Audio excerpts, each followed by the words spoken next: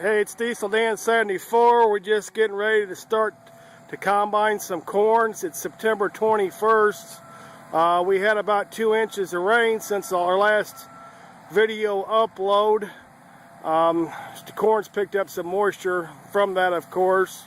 But this is the start of the season right here.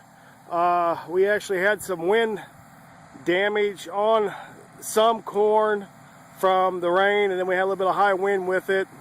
Not too bad. I saw some other places it was a lot worse farther north of here.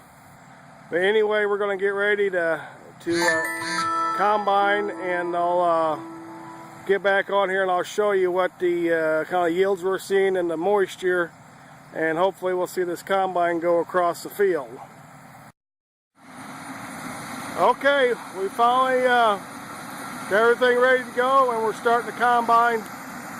Here we're going to do a moisture check, and this is the first corn we've combined this year, and we'll see what it does.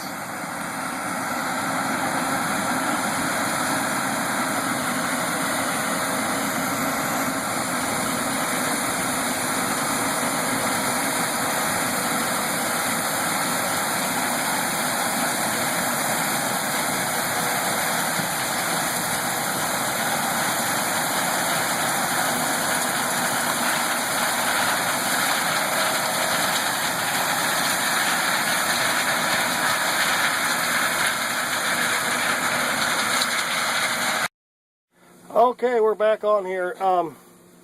We checked the moisture with a handheld moisture tester and what the combine said, and the handheld said like 21%, and then the combine's showing around 24%. It's a little higher than what we'd like it to be.